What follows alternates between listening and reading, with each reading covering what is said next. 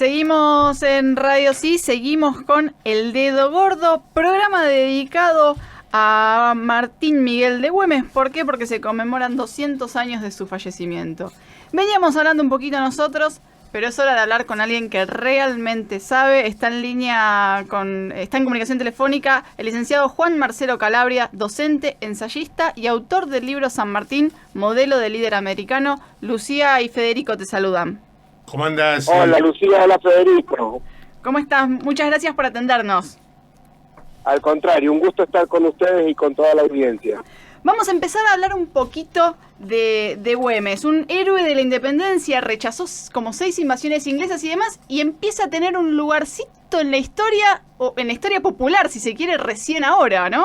Bueno, sí, seguramente depende de la parte del país en donde estemos, ¿no? En el norte es sin duda uno de los grandes héroes, recordado desde siempre, junto con Manuel Belgrano. En el centro del país quizás un poco más olvidado, aquí en Cuyo también, porque la figura de San Martín opaca un poco el resto, por eso digo, depende la parte del país. Pero lo cierto es que forma, como dice el doctor Miguel Ángel de Marco, un gran historiador actual de Argentina, forma uno de los 4 grandes pilares o uno de los 4 grandes personajes o líderes en los que se cimentó la independencia. Junto con San Martín, con Belgrano y con Pueyrredón, Güemes forma ese cuadrilátero, podríamos decir, que fueron quienes impulsaron la causa de la revolución y la independencia de América. Mira, Marcelo, ahí te pregunto, ¿no? Pero perdóname, ¿no? Sí. Yo a Marcelo lo conozco, la verdad que lo pobre lo explotamos con cuanto prócer. Aparece. pero porque es un gusto también, digo, para no chapucear. Tiraste a Pueyrredón, ¿no? Pueyrredón Sí. ¿Fue un sostén político de estos 3 o de los otros 3? ¿Cómo fue? A ver, contanos eso, porque me gusta. Lo metiste a Pueyrredón ahí y me sorprendiste. Cuando dijiste que eran 4 nos miramos con cara de ¿cuál es el cuarto? Claro.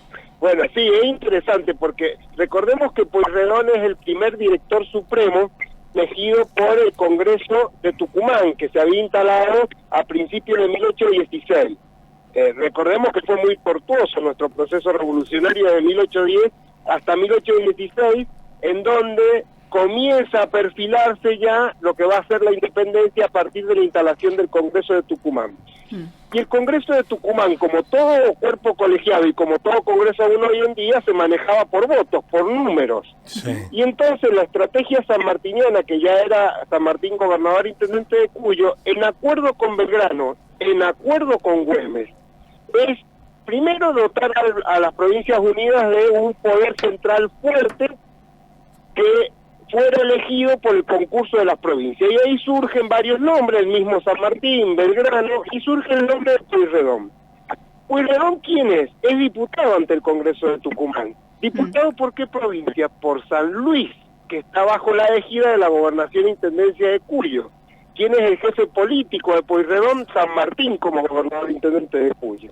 Entonces, cuando Pueyrredón es elegido el 3 de mayo de 1816, San Martín comienza a cerrar su estrategia política, porque ya tiene un aliado sentado en el directorio en Buenos Aires.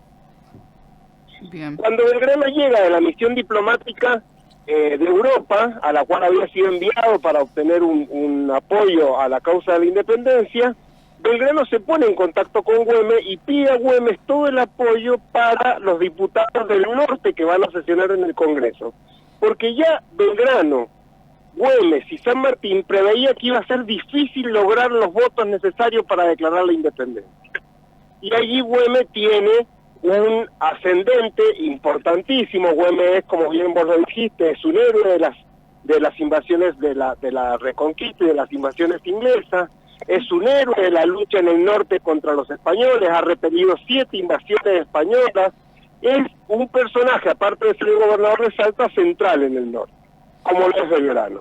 Y entonces, con Pueyrredón, ahí se forma, Federico, esa pata de todo el apoyo que van a tener desde Cuyo, desde Buenos Aires y el norte, para lograr finalmente el apoyo a la independencia. Muy sintéticamente, ¿no? No, está claro. A ver, y escúchame ahí, Marcelo, a ver, volviendo a la figura de Güemes, ¿no? Digo, ¿cómo era el vínculo de Güemes con, San Martín y Belgrano? ¿Cómo era ese vínculo? Bueno, es interesante. Primero, Güemes es como Belgrano, están desde el principio de lo que va a ser el proceso revolucionario. Un dato de color: Güemes es el único en el mundo que logra el asalto de un barco con un grupo de caballería montada, que es la Justina. Es un barco inglés que va a ser asaltado y tomado por jinetes, es único en el mundo, lo realiza Güemes en una gran hazaña por la cual se va a hacer famoso, y estamos hablando de 1806-1807. Pero además Güemes va a ser uno de los primeros que va a comenzar a defender la frontera en el norte. Al principio con Belgrano, cuando Belgrano sea designado jefe del ejército del norte, la relación va a ser tirante, va a haber algunos problemas. Belgrano lo va a enviar a Buenos Aires de nuevo por un altercado que tienen los dos, por algunas indisciplinas de Güemes. Recordemos que son todos personajes de un carácter indómito, o sea, son hombres que se han formado en la guerra y que se han formado en un estado de revolución. Sin embargo, después San Martín intercede ante Belgrano cuando ya San Martín va en camino al ejército del norte para primero apoyar a Belgrano y después relevarlo como jefe, y se juntan en la famosa reunión en donde Belgrano, San Martín y Güemes van a acordar los tres cuál va a ser la estrategia finalmente por dónde va a ir el camino a la revolución, que no va a ser por el norte y va a ser por Cuyo. Voy haciendo grandes saltos en la historia porque sé que los tiempos son cortos. Lo cierto es que Güemes después se va a transformar en un amigo personal y aliado de Belgrano. Y San Martín, conviviendo también con Güemes y Belgrano en el norte, se va a dar cuenta que en Güemes puede confiar, y entonces los va a designar con ese famoso título de un ejército que no existía, que es el Ejército de Observación del Norte, que son los gauchos de Güemes, ¿no? Esos gauchos que van a ser armados con cañas tacuaras, que van a ser armados con lo que se puede, que Güemes va a poner su peculio personal, y que a San Martín va a descansar en ese ejército de observación para mantener a raya a los realistas, mientras él va a iniciar toda su campaña por Cuyo, Chile y Perú finalmente. Claro. Te hago una pregunta, porque vos lo que venís relatando es un Güemes sumamente colaborador con una cuestión, no sé si nacional para ese momento, pero que aspiraba a algo así, y sin embargo, como vos decías al principio, es un héroe regional. ¿Por qué quedó tan regionalizado si en realidad, junto con Belgrano y junto con San Martín, iban hacia una patria, si se quiere? Bueno, entramos en un punto que voy a tratar de sintetizarlo, pero recordemos que Buenos Aires, el hijo predilecto de Buenos Aires es Manuel Belgrano. Buenos Aires tiene ida y vuelta en sus gobiernos, todos lo sabemos, del mismo momento de la primera junta. Güemes, como Belgrano también en el norte, se van a dar cuenta que la guerra que se está emprendiendo es una guerra a todo o nada, es una guerra que devasta todo el norte. Si hay un lugar donde se derramó sangre por la independencia, fue en el norte argentino. El resto de las provincias prácticamente no conocimos lo que fue la guerra de la independencia. Y Güemes es un actor central en ese lugar. Y Güemes y Belgrano muchas veces van a tener que desobedecer a los gobiernos de Buenos Aires, porque se dan cuenta que las proclamas o las directivas o las instrucciones que llegan nada tienen que ver con lo que es la realidad de lo que está sucediendo en la guerra en el norte argentino. San Martín mismo se va a dar cuenta de esto, y San Martín, que es un militar de profesión, como era también Belgrano, que es un militar apegado a la jerarquía militar, en el norte también va a desobedecer órdenes de Buenos Aires, porque se va a dar cuenta que son impracticables las cosas que se pedían desde donde estaba el centro del poder político. Güemes quizás fue uno de los que más se enfrentó de alguna manera a la política porteña o a la política de Buenos Aires, y eso hizo que quedara un poco relegado, como vos bien decías recién, y como decía Federico, de la historia, no sé si decirlo oficial, o de la historia central, por decirlo de algún modo. Sí, vos sabés que yo venía pensando esto que decís, ¿no? Y digo, era como que peleaban contra dos frentes, uno interno y otro externo, por decir de alguna manera, ¿no? Era complicado, ¿eh? Cómo poder abstraerse de esto y poder seguir teniendo una mirada mucho más, si se quiere, amplia, por decirlo de alguna manera, ¿no? Claro, bueno, ahí también tendríamos que hablar de Artigas y lo que fue la Liga de los Pueblos Libres, el Litoral y Uruguay, cómo nos fuimos sesionando y separando de lo que había sido originalmente en las Provincias Unidas del Río de la Plata. Estoy solo. Belgrano y San Martín dicen en cartas, coinciden y dicen estamos solos. Belgrano dice soy solo en la guerra que estoy llevando adelante en el norte, porque en algún momento se dan cuenta que la élite gobernante en Buenos Aires comienza a abstraerse y a preocuparse solamente por lo que sucede en la ciudad puerto, y en algún momento, es lógico, después de muchos años de sostener la revolución, comienzan a desligarse de la causa de la independencia. También hay que entender que Buenos Aires es el único foco revolucionario en América que nunca fue sofocado y que mantuvo fundamentalmente con sus recursos gran parte de la guerra de la independencia, no solo de nuestras provincias, sino de América. Entonces también es cierto que comienza después de unos años a agotarse ese, digámoslo así, fervor por la causa de la libertad. Y Güemes, Belgrano y San Martín son quienes se dan cuenta que si esto no se lleva de manera unida, si todas las provincias unidas no están luchando, no solo del Río de la Plata, sino de Sudamérica, para vencer a este enemigo común, la causa va a fracasar. Por eso San Martín envía incluso cartas a Güemes, a Artigas, a los caudillos del litoral, diciéndoles: paisanos míos, pongamos nuestra diferencia, terminemos con los matuchos, que son realistas, y después hacia adentro hagamos todo lo que queramos, matémonos si es necesario, pero primero terminemos con el enemigo común externo. Parece que la historia de divisiones de nuestra patria es desde el mismo momento del nacimiento, ¿no? Sí, pero igual a mí me gusta esto, como lo estás contando vos, de que en el fondo también hay como sacrificios que van haciendo unos por otros, a veces interesados y a veces desinteresados. Yo también pensaba, digo, el año pasado fueron los 200 años del fallecimiento de Belgrano y este año los 200 del fallecimiento de Güemes. Digo, Güemes, creo que, si no me equivoco, había nacido, todavía murió más joven en realidad que Belgrano. Pero había como vínculos después de todas estas batallas, porque Güemes después fue gobernador de Salta y demás. Claro. ¿Siguieron manteniendo vínculos? Sí, totalmente. Incluso, recordemos, Belgrano fallece en junio de 1820, Güemes va a fallecer un año después, el 17 de junio de 1821, a causa de una herida. Por eso el único general o uno de los pocos generales herido en una escaramuza, en batalla, porque Güemes es traicionado y es herido, y 10 días después, a partir de que se desangra, va a fallecer el 17 de junio. Y San Martín, fíjate, se queda solo. San Martín, cuando ya está en el Perú en su campaña, ha muerto Belgrano, que era su gran apoyo político, su amigo, su consejero. Un año después, cuando San Martín ya entra en el Perú, muere Güemes, y se queda también sin su apoyo en el norte. Y San Martín lo dice, se ha quedado sin sus principales aliados. Pueyrredón ha caído en el 19, ha renunciado al directorio. Y ese cuadrilátero del que hablábamos al principio, que vuelvo a repetir, el doctor De Marco lo relata muy bien en sus libros, en sus distintos libros, lo cierto es que ese cuadrilátero termina rompiéndose, y también es un poco la explicación por qué San Martín en el 22 va a terminar dejando el poder en manos de Bolívar. Se le han acabado sus aliados y ya no tiene ese grupo de alianzas que habían sabido tejer los pachos. Qué curioso, una amistad o amistades, digamos, construidas desde otro lado, ¿no? Sí. ¿No? Por ahí no tan lo cotidiano que uno está acostumbrado, sino de pensamiento y de grandeza, ¿no?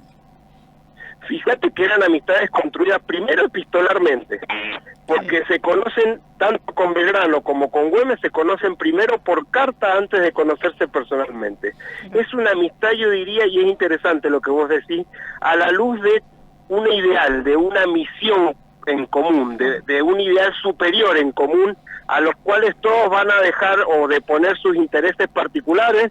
Todos son hombres poderosos, estos 4 hombres que mencionamos son quienes en un momento tienen el destino no solo de las provincias unidas del Río de la Plata, sino parte de Latinoamérica en sus manos, y sin embargo no va a haber entre ellos una lucha de poder. Puede haber diferencias en algunos modos, puede haber un respeto hacia quien sabe más o menos de milicia, más o menos de política, pero en definitiva todos saben que tienen que apoyar una causa común. Por ejemplo, hay una carta muy interesante entre Belgrano y Güemes, cuando San Martín ya ha ganado la batalla de Maipú en Chile, lo felicita Belgrano. Güemes le dice que lamenta que sea la pluma y no la lengua quien le exprese los parabienes de esa felicitación.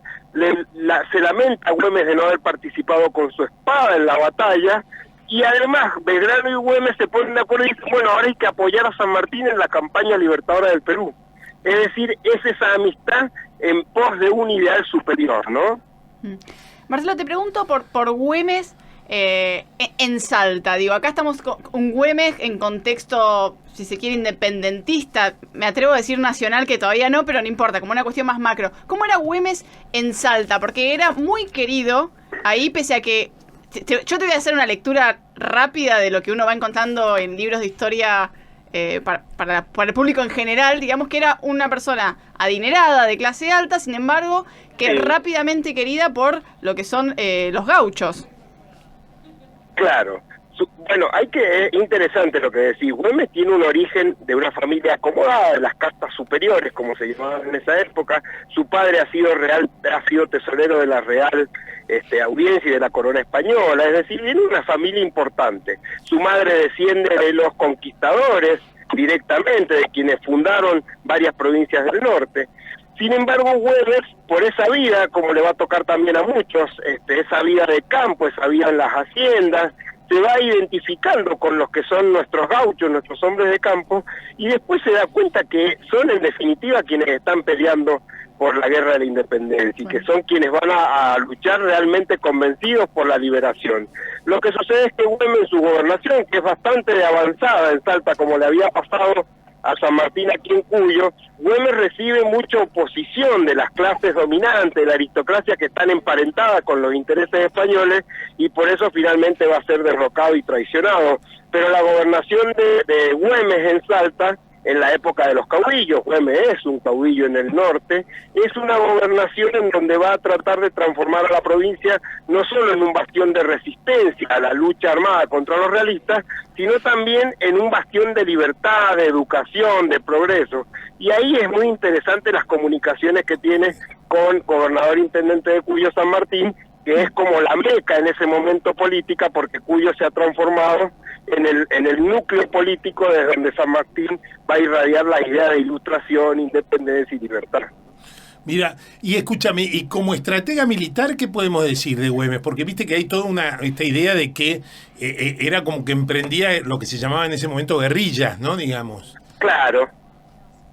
Bueno, él ha formado parte de los ejércitos regulares. De hecho, se ha entrenado en Buenos Aires en la época de las invasiones inglesas, ha recibido una formación militar como Belgrano. Si bien no son militares de formación, sí tienen esa instrucción militar, y con el tiempo la guerra en las campañas, recordemos que nuestra guerra de la independencia fue una de las más largas, estuvimos 10 años guerreando, van adquiriendo la gran experiencia, pero San Martín a Güemes termina de reafirmar esa idea de la estrategia de guerra de montoneras, como vos decís, o guerra de guerrilla, que era con los recursos y sobre todo con el terreno, hacer la guerra a los ejércitos regulares españoles, que no sabían desempeñarse en una guerra de ese estilo, porque estaban acostumbrados a las batallas frontales en donde se decidía la suerte de la lucha. En Güemes se da cuenta, y San Martín lo va a apoyar en todo sentido, dándole dinero y armas, como lo había hecho Belgrano, que la guerra montonera es la ideal, no solo por el territorio, sino también porque tenemos una ventaja, que son nuestros hombres de a caballo.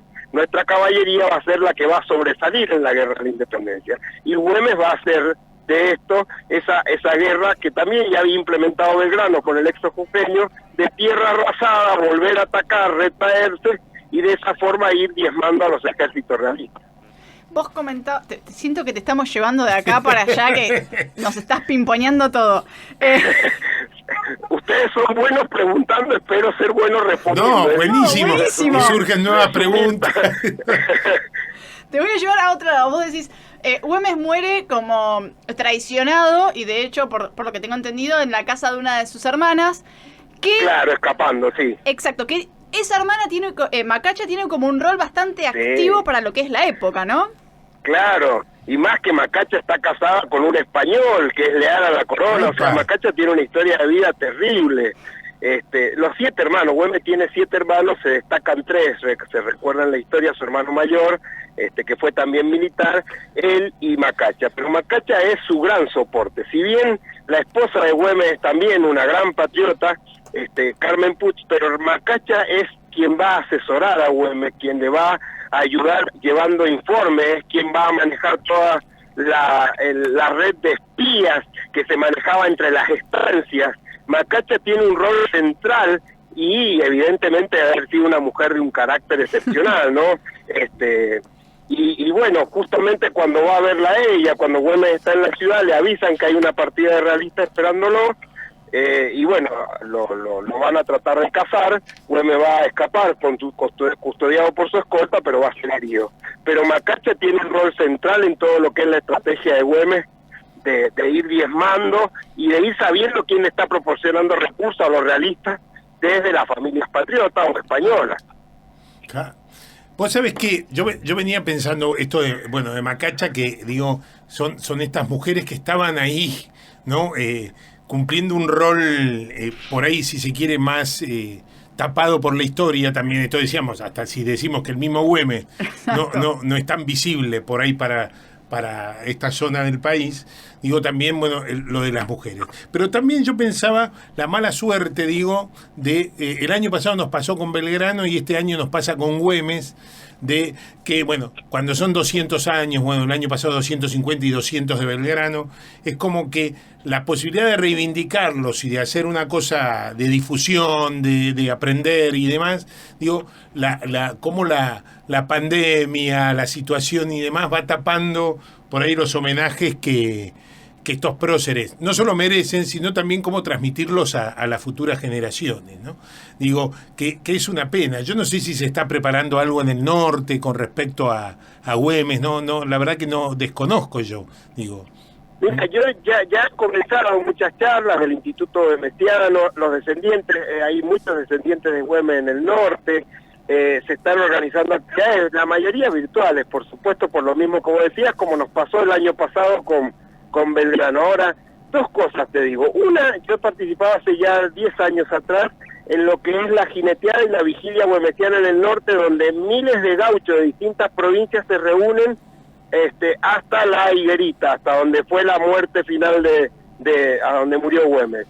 Y es impresionante porque es una fiesta popular, a pesar de que esos 10 días son todo por eso se llama vigilia, es toda la parte previa a la muerte de Güemes, pero realmente son honores y celebraciones en donde se hace toda una cabalgata que muchas veces la ha encabezado incluso los gobernadores de Salta. Bueno, yo tuve la oportunidad de estar en una de ellas y es increíble las vestimentas y todo lo que significaba. Supongo que este movimiento este año no es posible, pero me parece importante algo que me da pie lo que vos decías. Tanto Belgrano, Güemes, San Martín y todas nuestras mujeres y hombres, y coincido, muchas mujeres que han quedado invisibilizadas por la historia, pero que fueron centrales y que ellos reconocieron en vida, como es el caso de Juana Zurduy, a quien Güemes y Belgrano van a reconocer como coronela de los ejércitos. Y es que ante las adversidades supieron salir adelante. Yo creo que el legado de ellos en un momento tan difícil como el que vivimos es que aún los mayores obstáculos, y aún estando la vida en juego, sabían que la unidad y que el valor superior de la libertad y la independencia era posible, a pesar de todos los sacrificios. Me parece que ese es un buen legado. Sí, un buen legado y para pensarlo, ¿no? Para pensarlo bien, digamos. Sí. Marcelo, te agradecemos muchísimo, pero muchísimo esta charla. Te dije, te pasamos por todos lados y de todo tenías un dato extra para sumar. Y es más, como fue tan buena la charla, te comprometo a que en otro momento hablemos sobre estos tapados por la historia y de la historia. No, y Marcelo, ya sabes que te voy a seguir hinchando. Ya sabes que en otras circunstancias te vamos a seguir hinchando por esto porque lo contás con mucho, por supuesto con mucho sostenimiento desde el estudio, pero a su vez con mucho entusiasmo y que transmite realmente los valores de aquellos próceres, ¿no? La verdad que muy, muy bueno eso, muy bueno. Bueno, muchas gracias. Y gracias por ustedes porque de alguna manera estamos supliendo lo que ustedes decían, este recordatorio, con esta difusión que ustedes hacen desde lugares tan importantes como son los medios de comunicación. Así que muchas gracias. Gracias, Marcelo. Pasaba por el aire del dedo gordo Marcelo Calabria, docente, ensayista y autor del libro San Martín, modelo de líder americano.